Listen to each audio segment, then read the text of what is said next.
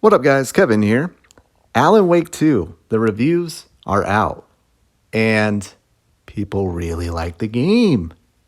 It's sitting at, well, here's the thing it's sitting at an 88 for PlayStation 5, but on PC, it's at a 92.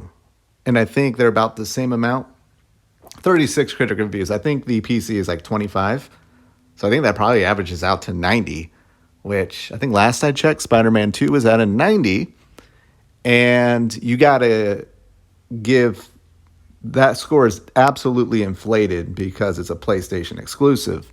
So that game's probably like an 85, 86 because it is a bunch of bugs that the reviewers didn't account for. Alan Wake 2 is a better game than Spider-Man 2.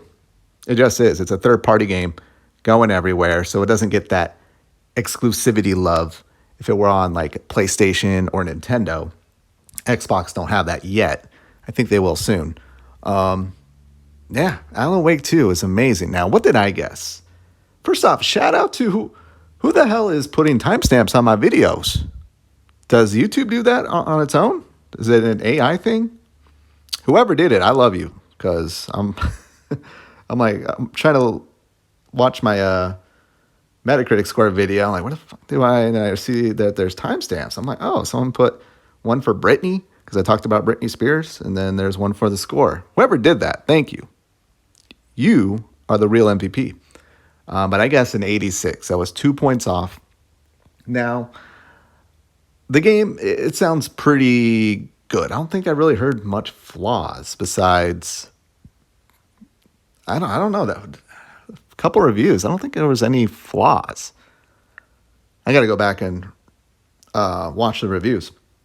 To me personally, I'm not a horror game fan, but I did like Control. So now I'm kind of on the fence here. I'm like, I really like Control.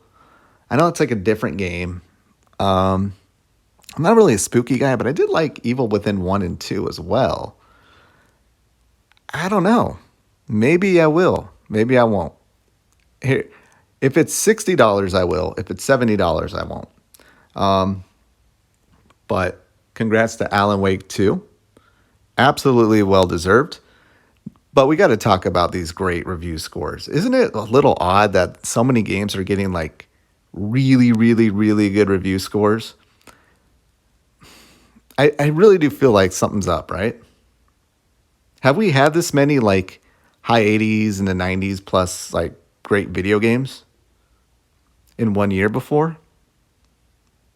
Maybe. I mean, there was a time and age where games were getting like 97, like just really, really high Metacritic scores. I think people need to calibrate. I think reviewers need to calibrate. Maybe this is a really good game, but these games got to be like lasting, like have a lasting effect on you. If it's like a 90 plus, or if you're giving it like a perfect score, you don't get this high without giving it a perfect score. If you're giving it a perfect score, these games got to like stick with you for years, even decades. I think that needs to be looked into or just recalibrate. I think Metacritic should maybe, because I think Metacritic allows a lot of junk people into their review score. I think that might be my 2023 goal is just start reviewing games and see if I can make it to the Metacritic. Be one of the chosen Metacritic reviewers. That'll probably take a lot more time, but great score. Now let's talk about Game of the Year. Resident Evil 4 does not deserve to be a Game of the Year nomination. Let's just get that out of the way. That is a remake, a remaster. Get that shit out, especially when you got a game like Alan Wake 2 that does basically the same thing. It's a horror game, right? That should take place of Resident Evil 4 remake. The game has been made before. What are they doing? They're beautifying it. Like, come on. Any list I see that has Resident Evil 4, and they might be right, but I just don't take you seriously. With so many great games, so many great like original games or sequels that launched this year, we can't waste a nomination space on Resident Evil 4. Dead Space 2 either. I don't think that was even been talked about. Spider-Man 2, absolutely not. Here would be my choices. So I would probably do Alan Wake 2.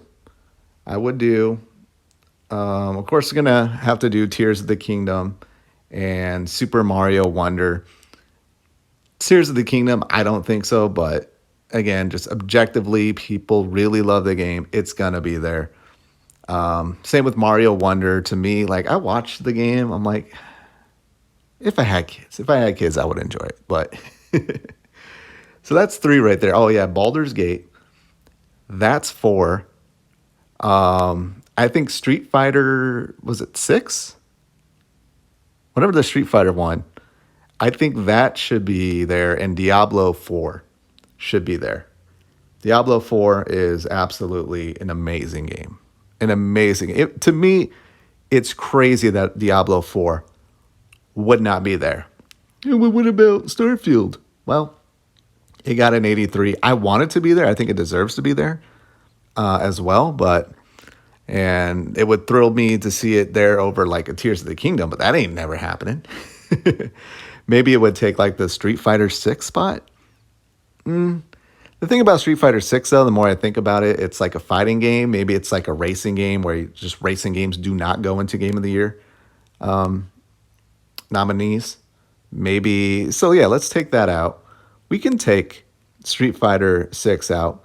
And then, of course, they would put Spider-Man 2. They would have to put PlayStation representation in there, which to me is insane with all the bugs. But yeah, Diablo 4 deserves it. Hi-Fi Rush. Hi-Fi Rush absolutely. Here's the thing. Hi-Fi Rush absolutely deserves to be there over Spider-Man 2. That game didn't have any bugs. It was original. And it scored really good. I think only like a point behind Spider-Man 2 now. And that's if they want to do representation of each. But then again, Spider-Man 2 would have to be there. But then Diablo 4, since there are an Xbox spot.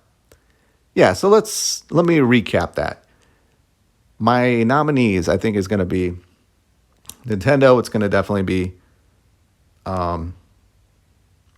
Mario Wonder, and actually, more I think about it, I don't think Mario Wonder will get there. I don't. I think 2D Mario platformers, no, I don't think so. I think platformers you got to put in a category of don't belong. Have there been platformer games in the Game of the Year awards or nominees? Huh. I don't know. But yeah, let's do Tears of the Kingdom, Alan Wake 2, Baldur's Gate 3, Diablo 4, Street Fighter 6, and then let me just run through the year to make sure. Oh, absolutely need to put the Hogwarts Legacy. That game blew up. That game really deserves it. There's 6 games right there. Hogwarts Legacy is insane. Did it not score that well? People don't bring it up, but I feel like that should absolutely be there. It's one of the best-selling games. It might be the best-selling game of the year. But, all right. I'm just going to circles now. I got to go. I'll talk to you later. Later.